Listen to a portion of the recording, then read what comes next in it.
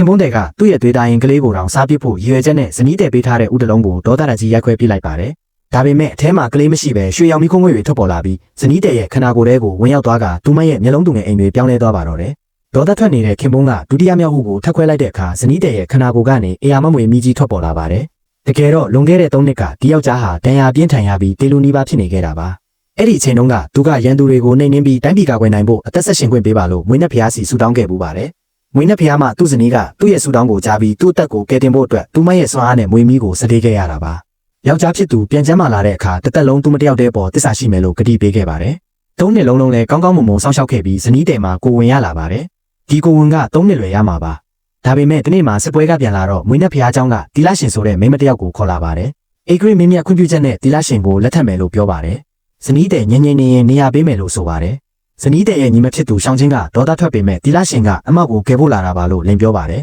။ခင်ပွန်းကတီလာရှင်ကိုအတုံးချပြီးမွေးနှက်ဖျားနဲ့ရင်းနှီးချင်နေတာပါ။သူ့မိန်းမကမွေးနှက်ဖျားစစ်ဆိုတာကိုတော့သူလုံးဝမသိခဲ့ပါဘူး။ဇနီးတဲ့ရဲ့နှလုံးသားကြေကွဲသွားပြီးသူမရဲ့နာကျင်မှုကြောင့်ကောင်းကင်နဲ့မြေကြီးတုန်ခါကဇွန်လရာသီမှာတောင်နှင်းတွေကျဆင်းလာပါတယ်။ခင်ပွန်းကသူမကိုရက်ဆက်တဲ့မိန်းမလို့ပြောပြီးတွန်းထုတ်လိုက်တာကြောင့်ကိုဝင်ထိခိုက်သွားပါတယ်။သူမကိုလှည့်စားသူလို့ထင်ပြီးကျောင်းဆောင်ထဲမှာပိတ်လောင်ကတက်ပစ်ဖို့အမိန့်ပေးလိုက်ပါတယ်။မွေးဖွားခါနီးမှာဇနီးတဲ့ကညီမလေးရှောင်းချင်းကိုအကူအညီတောင်းပြီးရှောင်းချင်းရဲ့အကူအညီနဲ့မွေးဦး3လုံးမွေးဖွားခဲ့ပါတယ်။ဒါပေမဲ့တီလာရှင်ကတွေ့သွားပြီးခင်ပွန်းကိုခေါ်လိုက်ပါတယ်။ခင်ပွန်းတဲ့ကကျောင်းဆောင်ထဲဝင်လာပြီးဇနီးတဲ့ကိုကျိုးတော့ကမိစ္ဆာမလို့ပြောဆိုနေပါတယ်။ဇနီးကသူဟာအသက်သခင်မွေးနှက်ဖျားမပါလို့အမှန်တမ်းပြောပေမဲ့မယုံပါဘူး။သူကပထမအုပ်ကိုခွဲလိုက်တော့စွမ်းအားတွေသူမစီပြန်ရောက်သွားပါတယ်။သူမကရှင်းပြဖို့စူးစမ်းပေမဲ့ခင်ပွန်းကဒုတိယအုပ်ကိုထပ်ခွဲလိုက်ပြန်ပါတယ်။အဲ့ဒီအခါမှာသူမကမွေးအတွင်းလုံးဝပြောင်းလဲသွားပါတော့တယ်။ဒါတောင်ခင်ပွန်းကမယုံမဲတတိယအုပ်ကိုရိုက်ခွဲဖို့လုပ်ပါတယ်။ညီမလေးရှောင်းချင်းကဝင်ထားတဲ့အခါခင်ပွန်းကဒေါသတကြီးနဲ့ရှောင်းချင်းကိုတိုက်ခိုက်လိုက်တာရှောင်းချင်းကမွေးစိမ်းလေးဖြစ်ပြောင်းလဲပြီးတေဆုံးသွားခဲ့ရပါတယ်။ဝမ်းနေပလက်ဖြစ်နေတဲ့ဇနီးတဲ့ကိုဝိညာဉ်နှုတ်တန်မှုနဲ့ရရဆက်ဆက်နှိပ်စက်ပါတယ်